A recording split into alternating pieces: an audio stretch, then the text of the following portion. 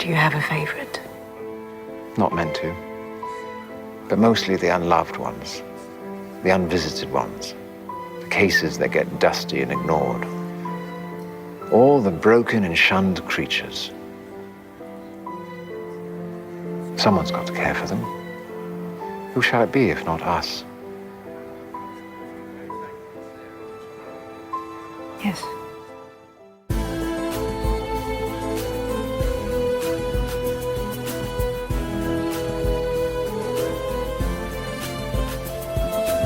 Welcome to Rune Soup, a weekly podcast about magic, culture, and the very best new and old ideas for living in this world.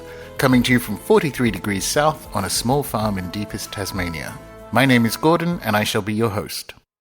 This week, we welcome to the show a good friend and event co-conspirator, Kaitlin Coppock. Kaitlin is the proprietor of the rightfully popular Sphere Sundry, an online store dedicated to expertly elected talismanic materia. She joins us today to talk about talismanic magic, of course, astrology's cultural moment in the proverbial sun, and why you should always put your best foot forward. Enjoy. Kaitlin, welcome aboard. Thank you so much, Gordon. Well, this has been a long time coming, actually. I mean, we spoke about this when you were on the farm at the end of last year, and the goal was to kind of have our chat somewhere outside the half-yearlies with Austin, but, things happen, and here we are coming up on the end of H1 again. I'm glad it worked out. No, absolutely it did. And by now, I'm sure, and funnily enough, I've been privy to some of this exciting information already. But Kate, were you a weird kid? It's been a really long time coming that I've been rehearsing that answer in my head, because I'm sure, like your tens of thousands of other listeners, they've all reflected on that over the years of listening to you. I was absolutely a weird kid, but I came from such an eccentric family that I had no idea. And they kind of all made that okay for me in the world and in the household. So a lot of pretty weird experiences got really normalized very quickly. I saw a lot of dead the whole time. Some of my earliest experiences kind of as a 2 and 3 year old involve seeing ghosts in my room and things like that. And so from a very early age, I developed this terror of sleeping alone.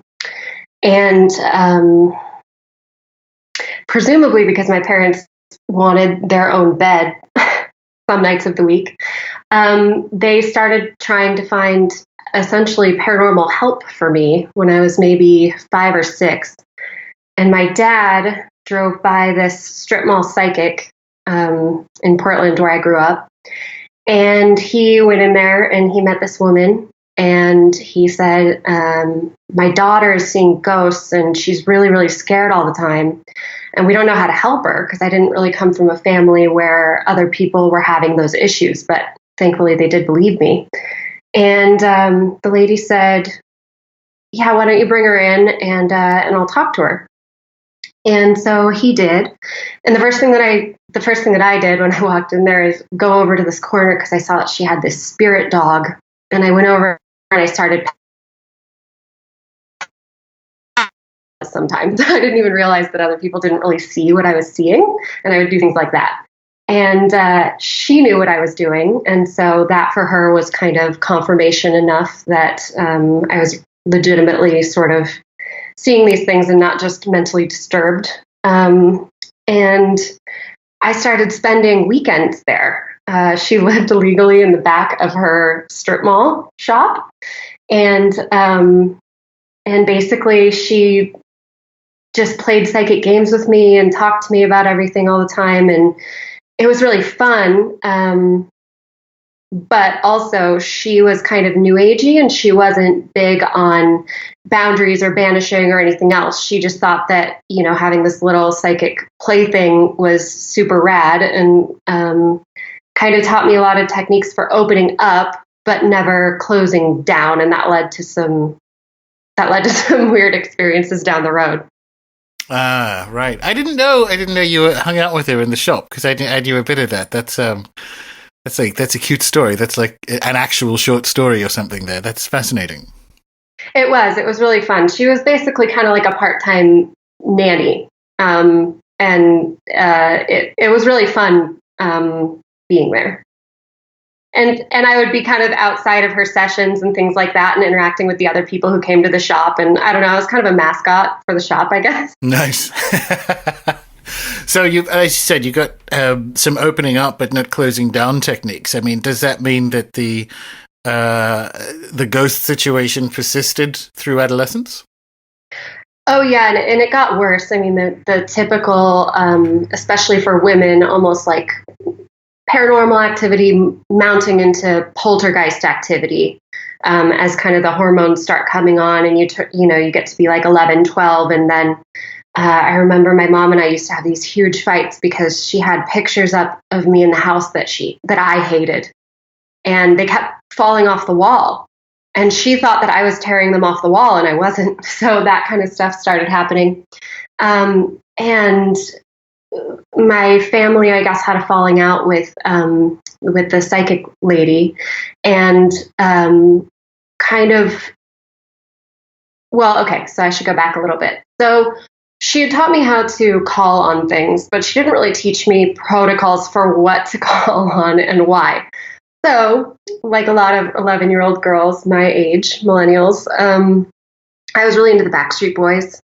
And I didn't really understand how weird I was, so I liked showing off for my friends. I would invite my friends over and do these little like seance things for them, and try and call things to the point that they could see them and feel them and stuff like that. And so my friends were also really into the Backstreet Boys. So one night when we were having a sleepover, I was like, all right, I'm going to call the Backstreet Boys. And I did. And these 5 figures appeared at the end of the bed to the point that my friends could see them. They weren't, I mean, it wasn't like holograms or anything like that, but you could see these kind of shadowy figures. And everyone thought that it was really cool. And we were listening to their music, and they were kind of like swaying to the music. And then, my friends left that day, and that night, those figures were still there. And the next night, those figures were still there. And it started to freak me out. And then all but 2 of them eventually, over the course of a couple weeks, went away. But I could still see the 2 of them at the end of my bed every night. And the other activity in the house was getting pretty bad in terms of, I would walk into my room and I had these fluffy chairs and blankets, and I could see indents in the blankets. And I was telling my parents, like, hey, this stuff is getting really bad again, and I don't have any help anymore. And so they went and found someone else to kind of provide support. And she had a background in Feng Shui, which I ended up pursuing later on in my life as well. And so she taught me all about space clearing and boundaries and kind of how to shut down again after I had been cranked really open. So, and then from there, I just kind of got distracted when you turn 14, 15, and you start kind of moving on to other things, and the paranormal becomes less important. Yeah. Boys happen. Right. Yeah. So, I mean, was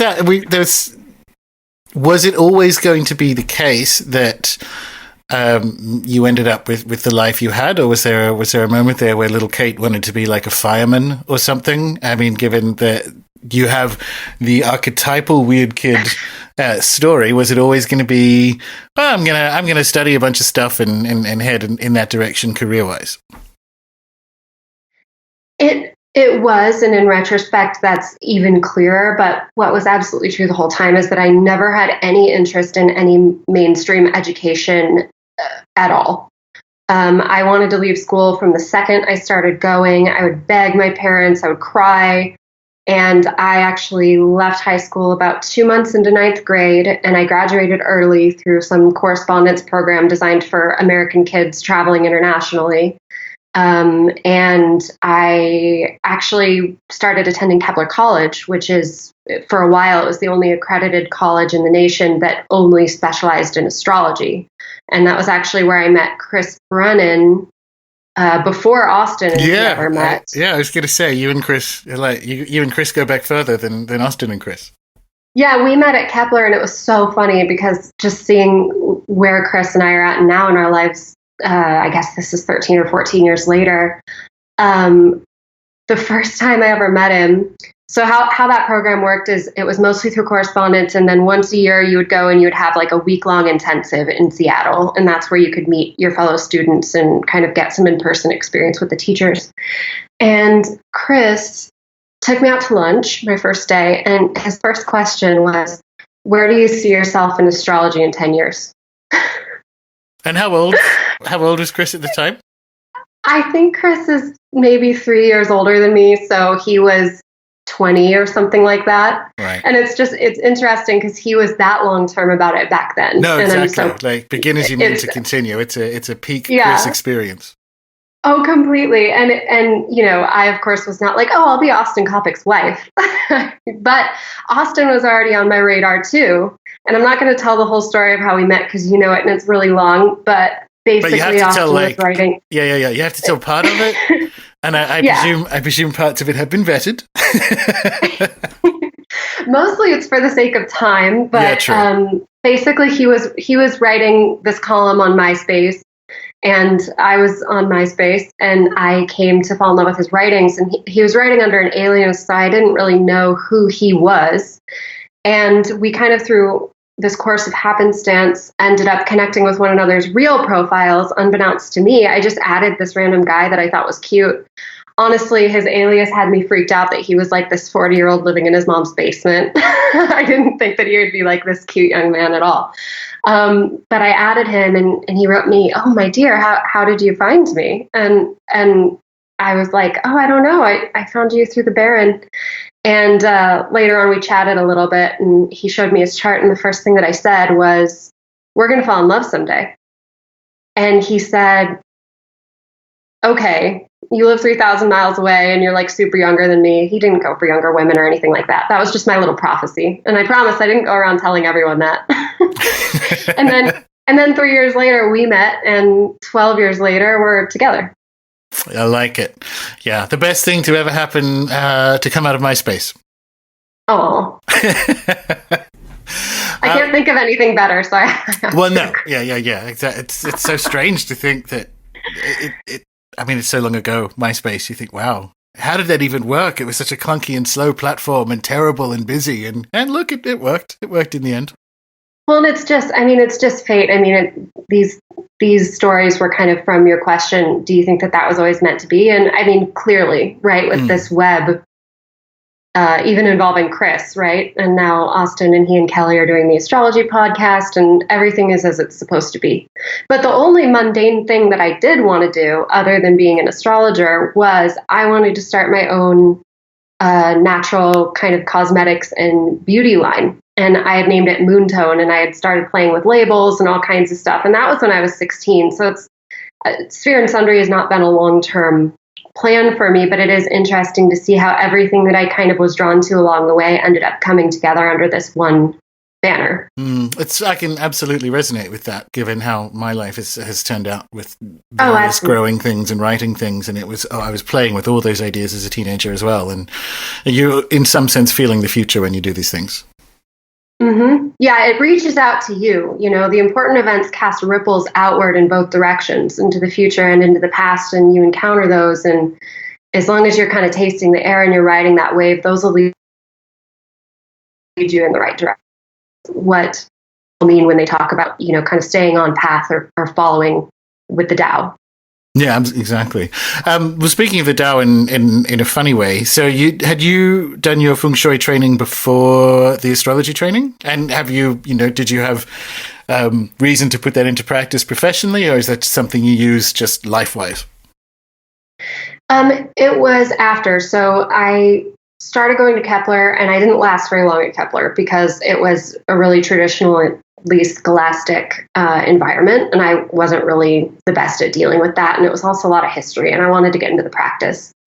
So I think I was only there for a year, and then I kind of moved on. Austin and I had started dating, and so I saw how hard it was to be an astrologer just starting out, and I guess, too, that's something that I want to say. I know that a lot of younger astrologers, Pluto and Sagittarius, kind of will listen to this and they're starting off their astrology careers. It's fucking hard. For the first 5 years, Austin could barely afford food. It takes a while. It's a lot of grunt work. And that actually, seeing him go through that struggle, put me off of trying to be a professional astrologer, because I was like, I don't want to have to work that hard. And one of us in a household seems like enough. So I kind of moved on, and my dad was a home builder, and I was kind of, I guess, training to be a part of the family business, and I wanted to be in the design sector. So he had started working with some Feng Shui people, and he said, well, why don't we just send you to Feng Shui school, and then you can be our in-house design person and Feng Shui person. And, that'll be a great asset for the business, because we were specializing in custom builds. So that was how that happened. And we ended up taking the training together, actually, which was really cool experience, kind of getting to spend that much time with your dad as sort of an adult and develop our own relationship from there. But we flew to the Bay Area once a month, every month for 9 in a row, and took these Feng Shui course. And it was a classical Feng Shui program, which is different from the Black Hat Tantric Buddhist, which is kind of the Americanized version. And I also specialized in geomancy, which is the type that is actually assessing landforms and ley lines and dragons in the land and things like that. And I started kind of putting a shingle out there for the Feng Shui business, but I never did a whole bunch of Feng Shui consultations for clients, essentially. I mostly have used it for myself. Do you find it's useful, given what you do? I mean, famously, although he doesn't particularly care for the title, I mean, Dr. Skinner's geomancy book is terrestrial astrology. And if you're talking about energy and landscape and place and so on, do you find that having an additional language or multiple languages to talk about that is useful in what you've ended up doing? Oh, absolutely. And it also helped me learn Feng Shui really quickly, because I had done the formatting in my brain to learn astrology. So I think whenever you're learning something like that, that's really association dependent, and where you have to take into account as many factors as you're capable of observing from a technical perspective, and then distill that into one delineation or find one solve or, remediation for it. The hardest part about learning astrology for a lot of people is training their brain to do that. And I saw people going through that same thing in Feng Shui school, and people actually hated me. They came to hate me because I was so fast at learning everything and I was so good at it. And they were like, okay, goody two shoes, we know you know the answer. And it just has to do with, once you know how to do that, you can plug anything into it. Yeah, cool. It's the exact same thing. It's land and sky. Yeah, well, it's situating yourself in either place and or time. So it's that. Yeah, I like that you got hated on for that, because I hope you turned around and said, "Yeah, but you should have seen me in proper school. I was terrible." Right. Yeah, no kidding. Oh, nice one. Well, I think we've kind of mentioned this. You mentioned the younger astrologers and so on. It's a good topic of discussion, I think, for now. How are you feeling about astrology's, I guess, moment in the cultural sun at the moment? Is this wholly positive? Is it mostly positive? What are your thoughts, given that it's kind of had the 2014 to 2016 witchcraft baton handed to it, and now it's the thing that is right there, for better and for worse, prominently in culture? Mm-hmm. Well, I'm of a few different minds on it. Ultimately, I think that it's an easy thing to hate on. The unpalatable things about it are very much there. It's tough to talk about, isn't it? Well, it is hard to talk about, because it's really easy to shit on. Yeah, and sure. I'm a really silver linings person. And what's great about it is that with mounting interest and money flowing into it comes support for the people who are doing it earnestly. And so I think that the people who are in this business, selling classes, selling readings, all this stuff, who just hate on it, I think that that's a little out of touch. I think people should be more honest about the opportunities that are there and hold themselves more accountable for doing a good job of marketing themselves and running their businesses like a business. And being honest about market forces while also maintaining the integrity of the art. And that's something that Austin and I really try and bring to bear, and how we present ourselves and what we do. and appreciate it when other people do the same, because if you hold yourself to a higher standard, the people that constellate around you will also hold themselves to a higher standard. And so I think that people just need to play it at the highest level that they're able, and the right people will come to them and they'll find their audience. It's funny, isn't it? That would be best practice, even if it wasn't having its moment in the sun. But you do have to you do have to think like, well, how do I?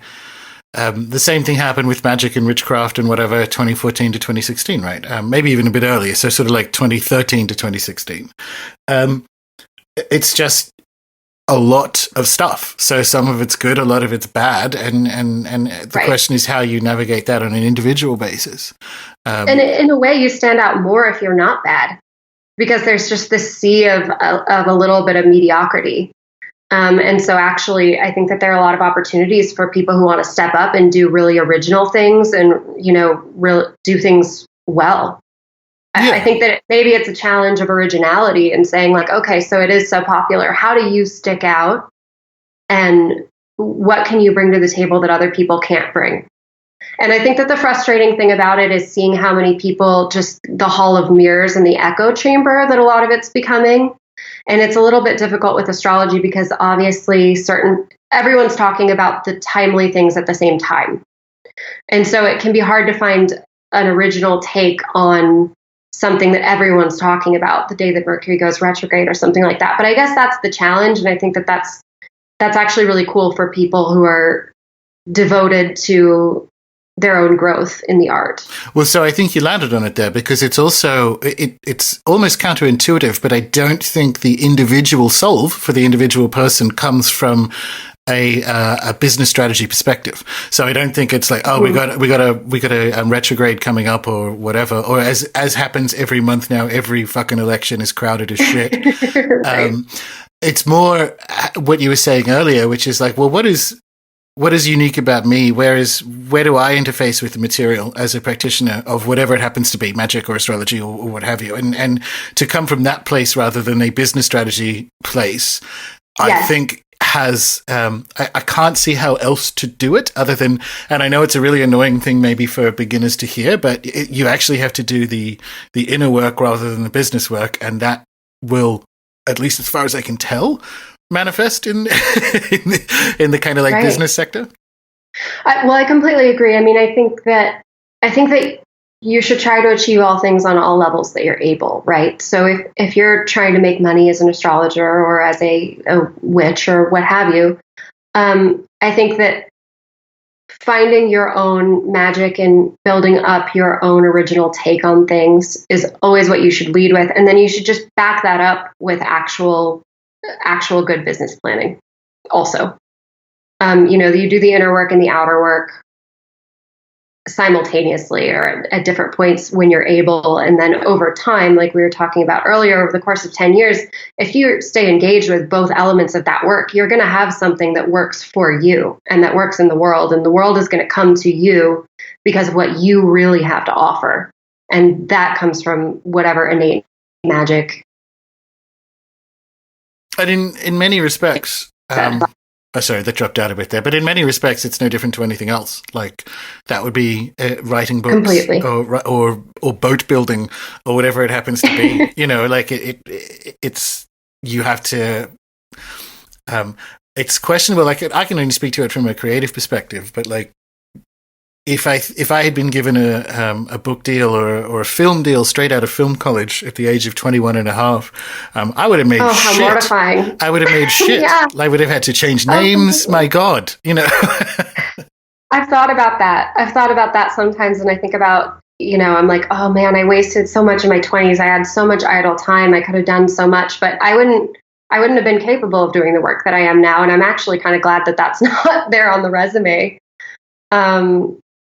Completely. Yeah. Absolutely. And this is part of, this kind of leads into talismans, because this is how you actually ensoul something. This is how you make any object magic, any project magic, any book magic, is you bring your authenticity to bear and you bring your heart and hand and you pour that energy into it. And that's what gives it life. Yeah, so one of my questions for a little bit later on, but we'll just do it now, is what is a talisman, Kate? Like, what's the definition of a talisman? This is more challenging to answer than it might initially appear. No, I was thinking about this. I was like staring down the barrel of this probable question. So when people talk about talismans, oftentimes they're talking about a specific object, and usually it's intended to be around for a long time. And a lot of times it was inscribed, with a particular image or with a sigil, and it's just kind of this item of power. And in the astrological context, obviously that's timed to specific elections and to tap certain powers, the planets or the stars, what have you. And so with what I do, I wanted to make talismanic materia. And there were a lot of people who were creating, this is a Venus incense, and kind of the really far end way of doing that is just picking herbs that are associated with Venus and making it whenever and slapping a Venus label on it and calling it a Venus incense. Well, that's not going to pack that much of a punch.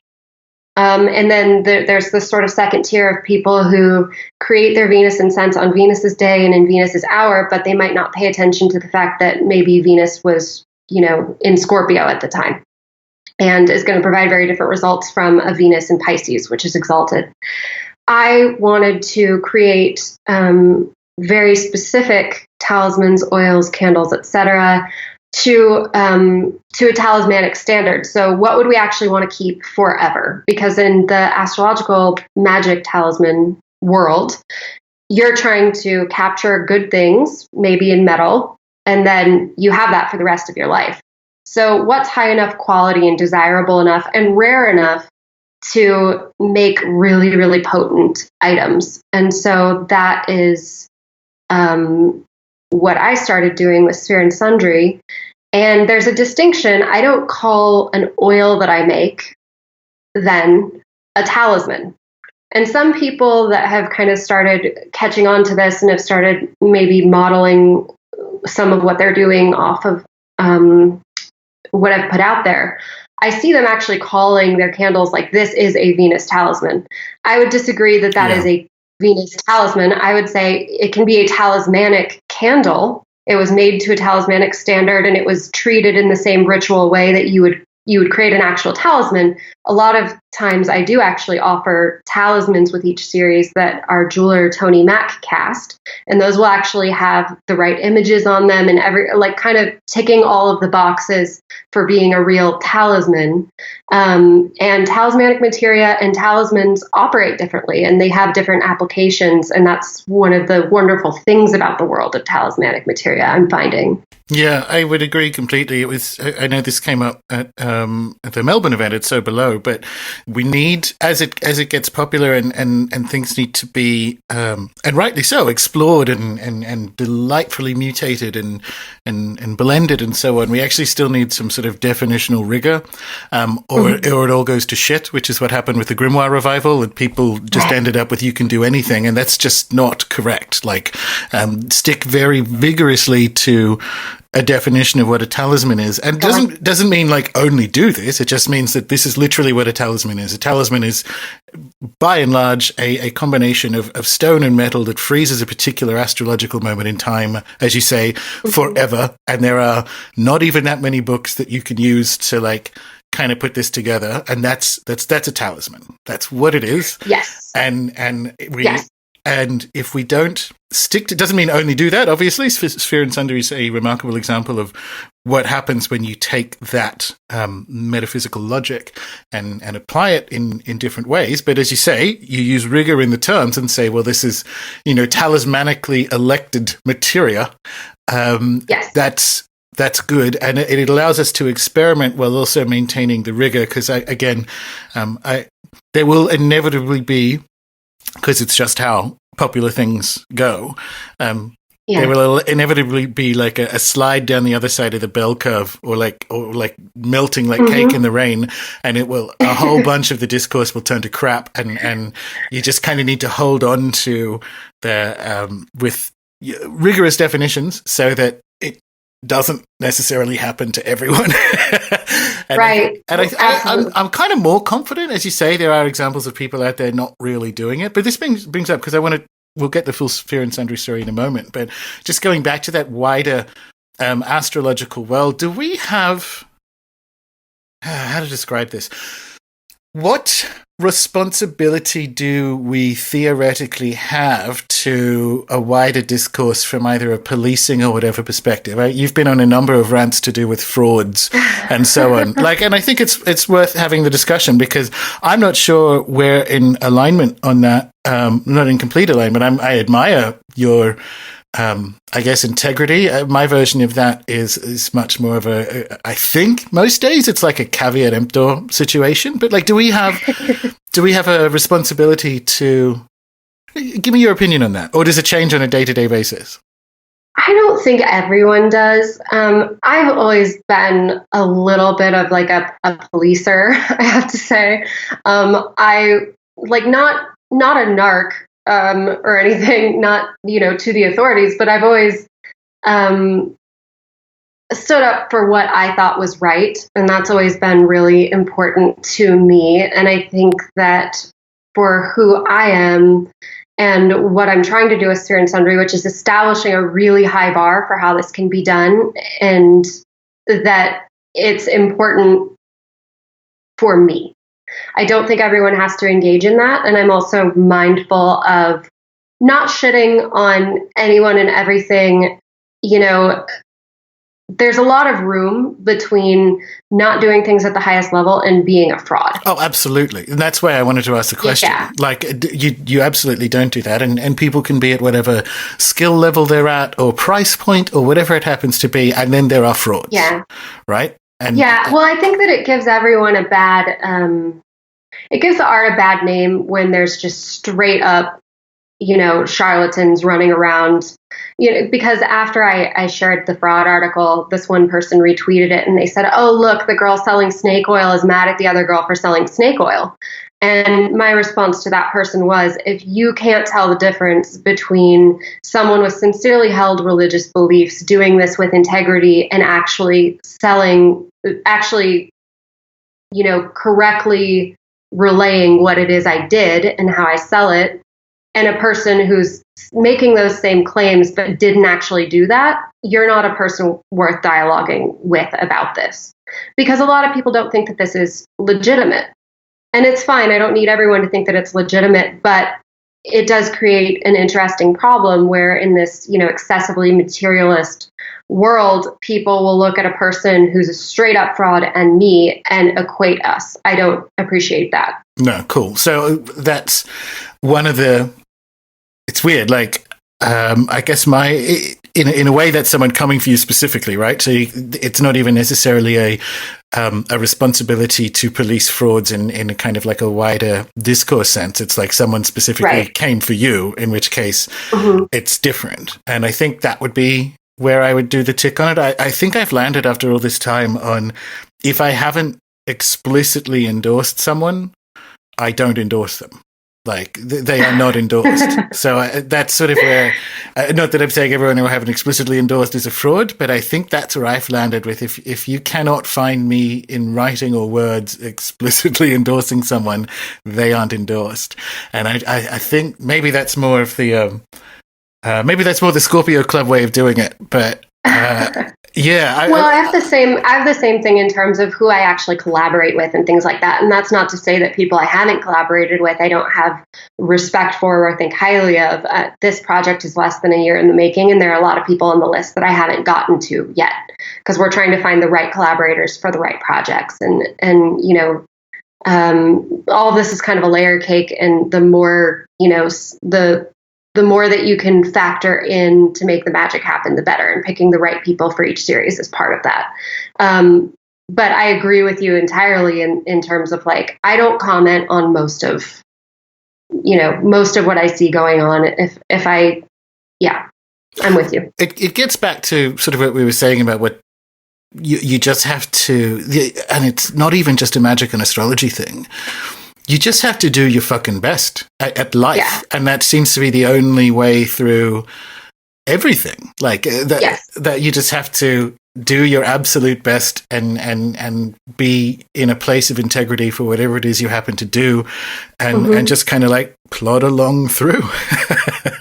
Completely. And you do magic like you do everything else, right? It's just at the highest level, it's just part of the way that you live your life. That's what it becomes once you've done enough of it and for long enough. And so all of these things just thread together, and you make the best calls that you can as you have calls to make. And that's a James Altucher line that's always haunted me, which I love. How you do anything is how you do everything. Right. And that's a really high personal bar. If you actually, listening to this, look back over what you did yesterday and went, oh shit. Yeah. I fucking half-assed some stuff. Yeah. Yeah. And holding up a high bar in public, because that's kind of what we're talking about. It's a reflection of that. I try and hold up a high bar, in my private life as well. So I try and be consistent, and I'm not afraid to speak out if I think that something should be spoken about, but most of the time it's better to say nothing. Yeah, exactly. You mentioned Sphere Sundry is less than a year old, although like it is and it isn't. You and Austin, you're talking about your 20s, for instance, have some background in magic anyway. So, I mean, do we want to talk about some of that, or do you want to talk about the ultimate origin idea for where Sphere Sundry came from? Because it is it's not merely obviously the best elections of anyone doing this kind of stuff, because it's you guys doing it, but it's also a combination of your background and skills and things like actual magic. So, like, do you want to give us a bit of that origin story? I mean, it's less than a year old, but it also isn't. Yeah, well, so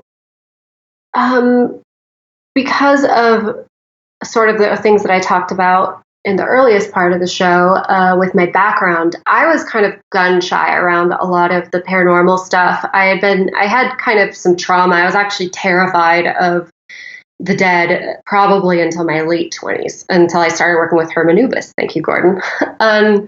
And so I was into energy healing and astrology and Feng Shui, but I didn't really know that magic was real in the way that we're talking about magic now.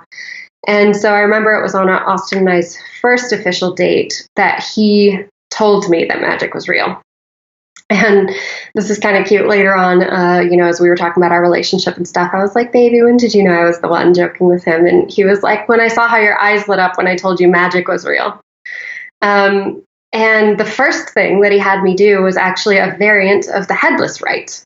And I did that the first week that we were together. And right after I got done for the very first time, I looked over at the clock and it said 11:11. And the 11:11s have never stopped since then. And so that was kind of the very beginning of it. Back then, I think the first book that Austin got me was the big blue book. I think his name is Michael Craig, like 11 Rules for Modern Magic or something like that. And so I was kind of reading through that, and I got my feet wet in a bunch of different stuff. I think that year for my birthday, Austin got me the Rudd Goetia book, and got in a little trouble with that. Had some fun. That's my favorite. That's my favorite of the lesser keys for sure. But anyway, carry on. And we were playing around with paper talismans and making little boxes and things like that. And then there's this whole other era with lots of stories that I can't tell, where we moved to Los Angeles with Ryan and Vanessa Valentine and started this project that we called the Hoodoo Factory. And we were a foursome, an occult and Gnostic arts collective, I believe is what we called ourselves. And we were all doing a lot of experimentation with how magic and chaos magic and some traditional witchcraft and astrology could all intersect, and just trying to kind of think tank how to make all of our workings more powerful. And the whole thing was a working in and of itself. And we were doing client work. And so and that was actually, it was during that year, so I was about 21 when we poured our first talismanic candles. We did some Gede candles and some Venus candles, and we still actually have a couple of those. And then kind of fast forward later, I started doing web design for a lot of the occult publishers in Austin and different people. And so that was kind of how I made money. And I just kind of kept my magical practices and astrological practices to myself as a hobby. And a few years ago, there was this amazing election where the sun and the moon were both simultaneously in their degree of exaltations. And that is the single degree where they perform best in the zodiac out of anywhere. So not just the sign of exaltation, but the degree. And both of them were at once. And so Austin and I found this, and we went to Tony Mack, our jeweler, and we said, hey, we want to cast these double crowns. And it was kind of in the vein of some Egyptian magic stylings. And we did this working at the same time as Tony cast the talismans on our end. And I, for the first time, created a talismanic spray that I wanted to use to feed the talismans when they got there. And it wasn't until later, until maybe 3 or 4 months into Sphere Sundry, that it all clicked for me. I was in the shower and I was like, oh my God, I think that Sphere Sundry is a manifestation of that working and of that talisman, because it's really the perfect sun and moon relationship with what Austin does in his work. You know, he does the consulting and he does choosing the elections, and he's been kind of the more public face of things. And then I, with the more lunar, actual creation of material based on all of these principles and the things that we do in actual, shipping, fulfillment. And it's not to say that I'm also not solar in this and he's not lunar. And as Sphere Sundry has grown, it's become more like that. And he's actually been kind of assisting me in my operations, and it's been cool, but it's brought a lot of balance and equality to our relationship and to both of our work. And Tony was the first collaborator that I ever worked with on the project. And so the three of us doing that, I fully blame that for helping usher Sphere Sundry into the world. Yeah, that has that ring of authenticity and reality to me. And it's, funnily enough, speaking of Tony, something he said in conversation with Austin, that a good talisman or being in possession of a good talisman is a form of initiation. And so it is. And if you have a particularly potent one like that, and one that is a definitional talisman because it is made of permanent material, then yeah, that's what happened. Well, and to be honest, I've only worn that talisman maybe twice. You don't even have to wear talismans for the ripples of those workings to go out into your life and to do things. I've had it on kind of like my generalized wealth and success altar ever since, but it wasn't a talisman that I worked heavily with.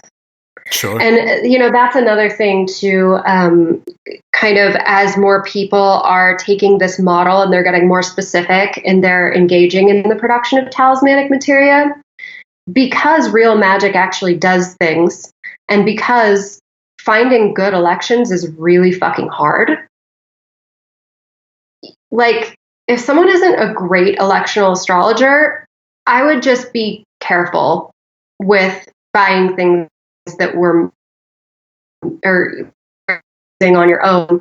It's one thing to burn your own fingers. It's another to turn around and start selling that to people without vetting it and without necessarily having, sort of a mastery over electional astrology. And so as it gets more popular, kind of a lot of these conversations are circling in on one another. But that's kind of my fear as this approach gets more popular, is that, yes, it's a way of making things more powerful. If it's not done really, really cleanly, and you're not a good electional astrologer, or you don't have one choosing your elections, those things might do more harm than good. I would rather have something that's less powerful but isn't going to hurt me than that someone messed up on and then it causes all this feedback in people's lives. See, I would personally prefer that as well, but this gets back to the sort of caveat emptor approach, where I'm like, by the same token, how much do I care if you're trying to shortcut?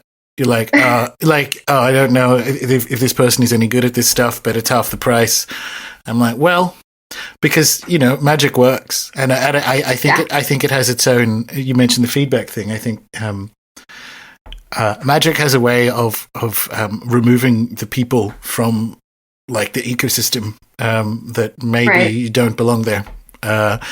And so it's like, I hear you, and I think that's really, really good advice for people listening, which is like, okay, this stuff works. And especially when you're getting into like the crazy, advanced electional stuff, be super careful. Cause you could probably, in theory, you could go with a benign, well, even this maybe not, but,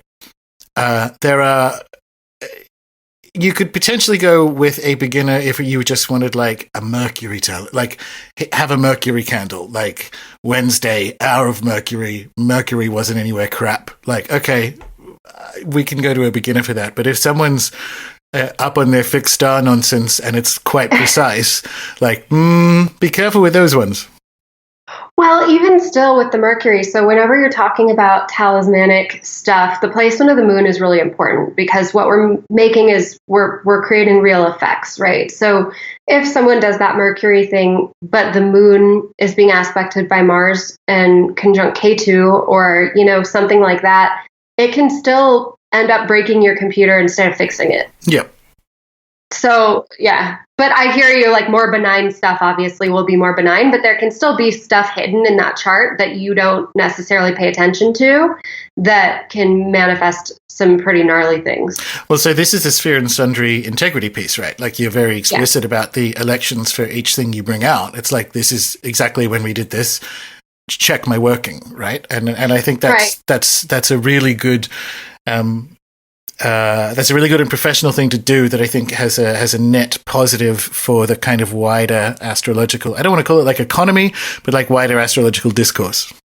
Yeah, I agree. And that was one thing that I talked about in the frauds article, is kind of like, even if you don't know what a chart means, even if you can't read it as a consumer, it shows that that person has enough integrity to expose their work to the community of people who do, and that they stand by their work. So I, as a best practice, I don't, when someone says, oh, this was created at an auspicious time, I have no reason necessarily to believe that that was in fact the case. Not that the person was doing it in any sort of a malicious way or whatever. I just don't think, as a standard of talismanic materia, that that's high enough.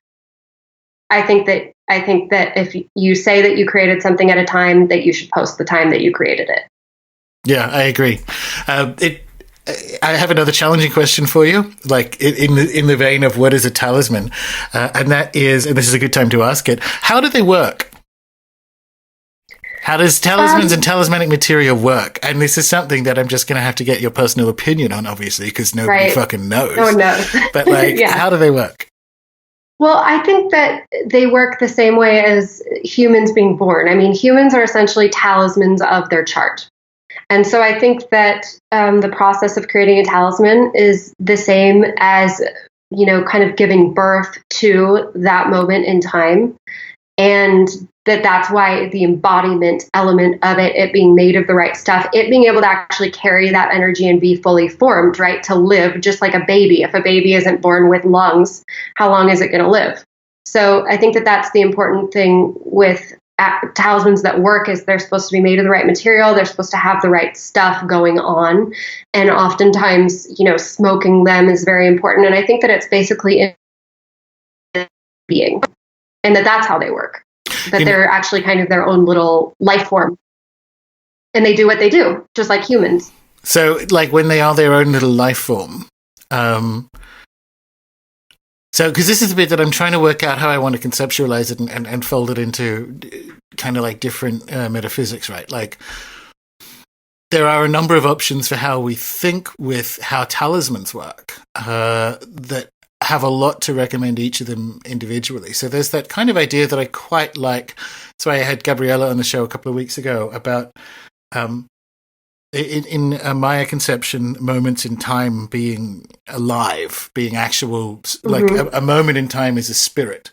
And so I'm trying to work out, is it sort of like that, or is it that is there like a perspectivist horizontal approach where let's take Mars for instance. So cosmically, Mars and iron and red are all the same thing. Do you know what I mean? Mm-hmm. Is it that? Like, Yeah. is it, how are we, and so if you assemble, when you're assembling a martial talisman, are you just assembling all Mars, right? Like, is it already all the one thing, and the timing is in the arrangement of, the same thing with Venus and copper and green and so on. Is all copper already all Venus? Do you know what I mean? Is that kind of, how do you think about these things? I think that that's true, but I think that part of the job of the magician is reminding things of what they are. Yeah, cool. And sort of waking things up to their inherent nature and the exaltation of what they can be. So, even though all flowers technically belong to Venus, right? Before you harvest that flower, if you can do it in the timing, synced to Venus, and you can actually say a little prayer, and you can say, you governed by Venus, like, thank you for being beautiful. Thank you for blooming. Thank you for bringing, joy and beauty into the world. That'll potentiate it. Yeah. And so, and this kind of goes back to what I was talking about with the layer cake effect. I think that building the most successful and manifesty magic comes from building in every layer of relationship that you can, and that the more that you do right and in alignment with what you're trying to capture, the better you're going to be able to capture it. Oh, so you're using the best ingredients and the best techniques and everything else. So you bring everything to the table and you get what you put into it. Yeah, couldn't agree more. That sort of that sync language of and we're talking explicitly about astrological stuff here, but yes, your own kind of like symbol set and personal dates and all that kind of stuff, stacking them up, aligning them and getting them as, layer caked or hyper thick as possible appears to be how like the whole fucking thing works. Totally. And you start seeing that outside the workings as well. You get those ripples that I was talking about and that feedback. So almost every single time that I've created a series, someone shows up at the door as I'm prepping the series or right when I finish that is the perfect avatar of what I'm creating. So the first time that this happened, the first series I ever did, which is about a year ago today or something like that, was for Mars and his exaltation degree. And I know that people who've listened to Austin have heard him gripe all about the forest fires. So they're really intense about fines in this area if you have overgrown bush and all kinds of stuff. And we're renting this property that has a lot of grass and a lot of vegetation that gets really crazy. And so we didn't know this because I think it was the first year we were living here or something like that. But we were about to incur a massive fine by not having this stuff cut down by a deadline. And so the door rings, and I'm dressed in all red because I dress for every operation. And so I open the door, and there's this firefighter who's like disconcertingly manly and handsome. I'm like, where did the he looked like he stepped off set or something. And he goes, so I was just driving past your house, and we're about to give out a bunch of fines tomorrow, and I saw that there were some people over cutting the grass of your neighbor. And do you want me to just go ask them if they can come over and cut this stuff down for you so that you don't need to worry about it? And it was like, I mean, how perfect is that for Mars and his degree of exaltation, right? And he was in red as well. And so I was just kind of like, that's weird. And then as I continued doing these, happening. So the day that I created the Asclepius series, which is for healing, and it also has a lot to do with the transmutation of poison into anti-venom and things like that, this person in all white shows up. And again, I was dressed in all white. And he is an organic pest control person. And he has this great deal, they're just opening up in our city or something, and they're offering, 75% off their services. And I was like, oh, well, I have a question for you because you'll know this. I had been attacked by wasps out in our yard before, and there was this bee nexus that had started developing by our trash cans. And there were just tons and tons of them. And so I assumed that they were wasps. And we had just ordered all this wasp killer from the internet, and we're going to go out and murder all of them. And I took the guy and I was like, can you just let me know if these are actually wasps, and would your company be able to take care of them? And he was like, no, those are honeybees. And legally, we can't actually exterminate honeybees. And so that ended up being a really interesting synchronicity as well, because what I thought was like a venomous thing that we needed to destroy and was going to, if he hadn't interceded, was actually like this source of, good fortune and everything else. And then I went on to use those honeybees in the Venus series, et cetera. Everything just kind of wraps together. But the synchronicities are crazy. Yeah, that one's a good one because obviously honey's antibacterial as well. So you're literally going from poison to something that is an actual salve. Absolutely. And after I created the Moon Neptune series, I walked in and there was this huge tree frog on the bathroom mirror. And I hadn't come up with what the glyph was going to be for that series yet because I don't have any writing on my labels. I use all glyphs or images. And the glyph that I ended up choosing looked exactly like a frog. Brilliant. So, brilliant. Yeah. So are these the sort of, this is a good kind of getting towards the end of a discussion, conversation to have. Are these the sort of effects people should be looking for in their lives when they use these kind of products? Is the talismanic materia, does it deliver in the same kind of crazy way as a full talisman? Do you get stuff like this? When people move into this world, even quote unquote, just as a consumer, that's the wrong way of describing it. When they move into this world, this is how the universe speaks to them, right? So are these the sort of effects people should be looking for? Absolutely. I have a lot of clients, people talk about this in my group a lot, who start noticing the effects as soon as they order, or even as soon as they decide to order. Like when the decision is made, those ripples start reaching out to them too.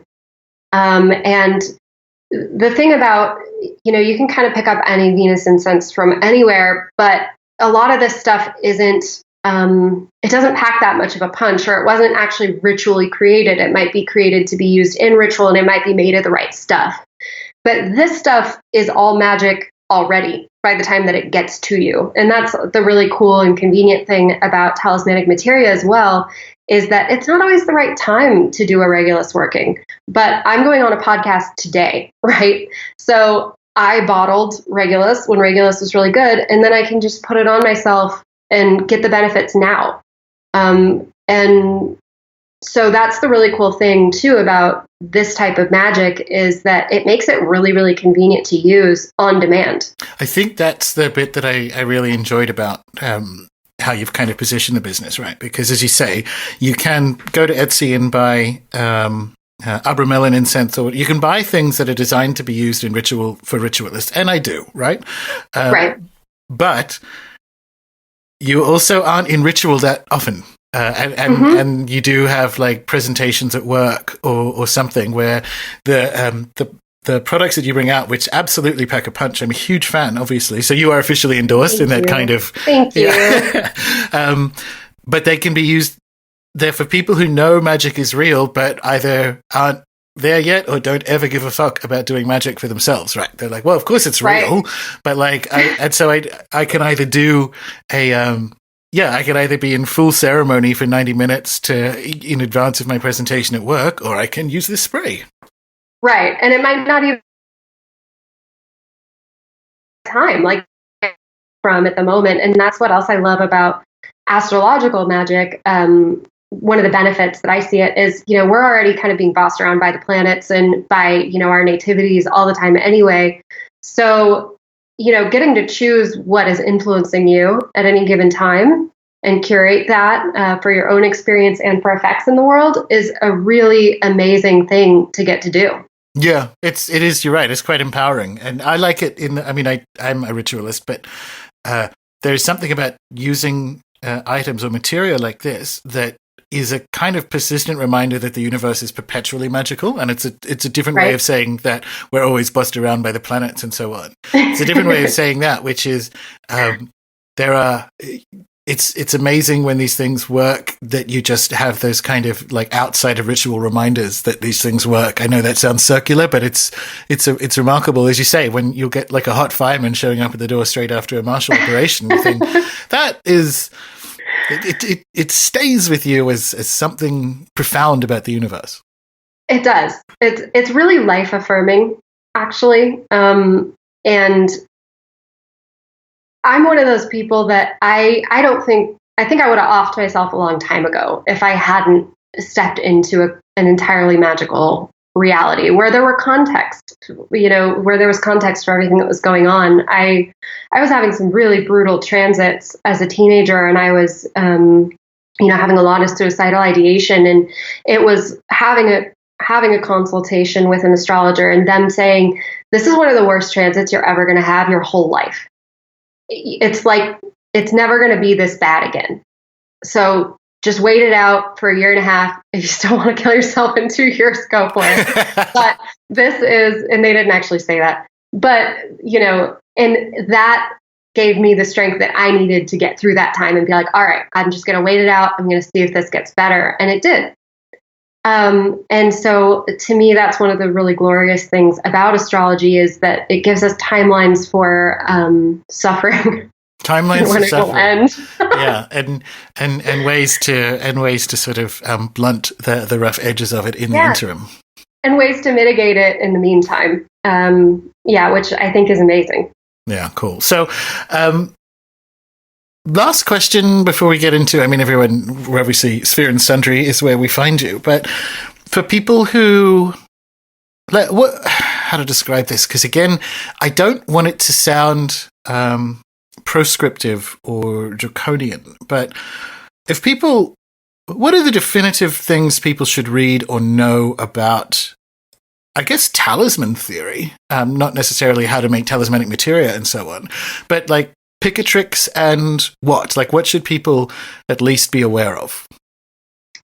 Oh, man, you're going to have to put that one on the back burner and launch in at Austin the next time that you have him on. Because this is another kind of non-traditional thing about me. I've done a lot of learning via direct transmission in my life.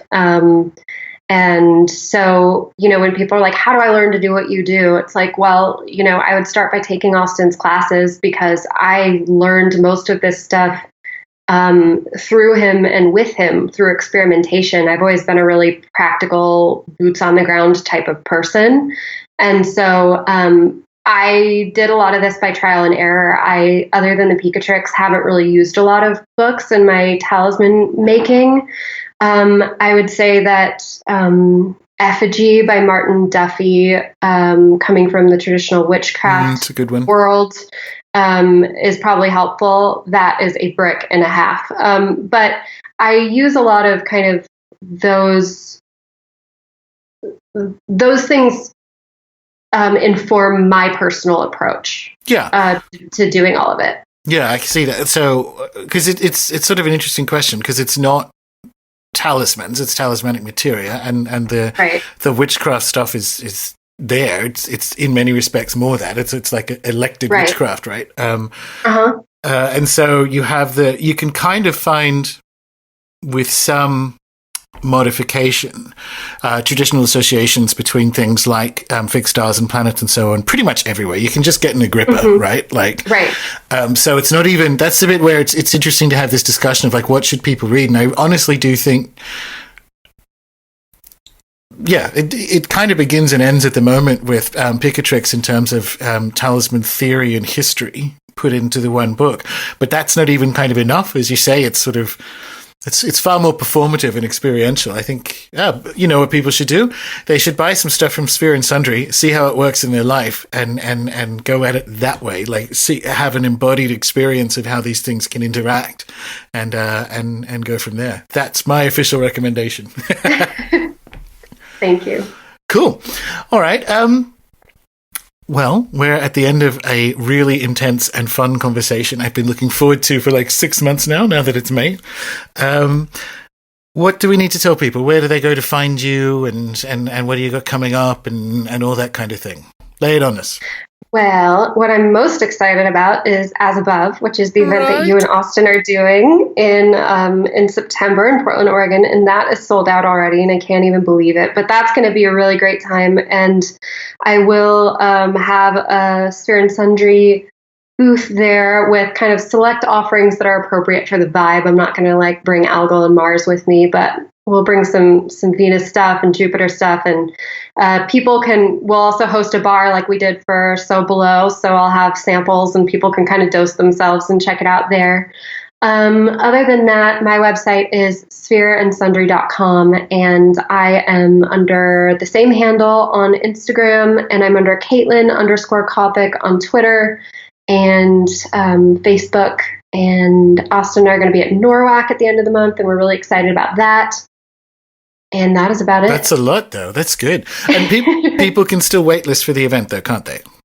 They can. We do have a wait list going. So if you can, people can contact me through the Sphere Sundry website if they would like to be added.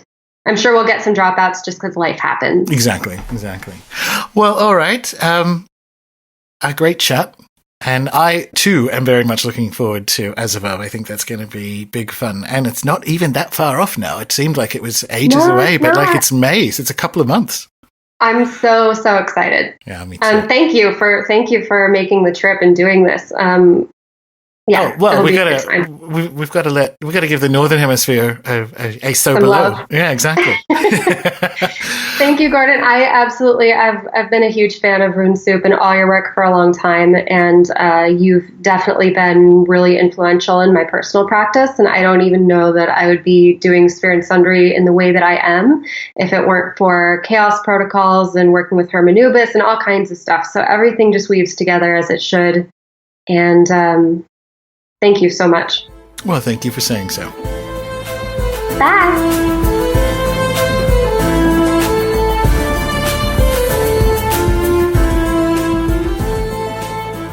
Well, that was a lot of fun. It felt somewhat like just drinking rum on the porch here at the farm and shooting the astro breeze. I think it was also very valuable to get Kaitlin's perspective on the current prominence of astrology within culture at large. What are the good things about it? Where are the risks? What best practice looks like for those actually in its world? That sort of thing. And of course, the discussion on talismanic materia was so due as to be almost overdue, particularly for premium members who are currently embarking on a lengthy project around timing and talismanic activation. So definitely check out the show notes for more from Kate and Sphere and Sundry. There are some excellent articles up at sphereandsundry.com in addition to the materia for sale that is worth a read. And Kate gives very good social media, so be sure to check her out on your favorite platform. Again, details in the show notes. Speaking of platforms and socials, you'll know the drill. Subscribe to the show on YouTube or in your favorite podcatcher. Sign up to the blog and newsletters at runesoup.com. Find and like the Rune Soup Facebook page. And find me on Twitter, where I am Gordon, Gordon_White, WHITE. Until next time.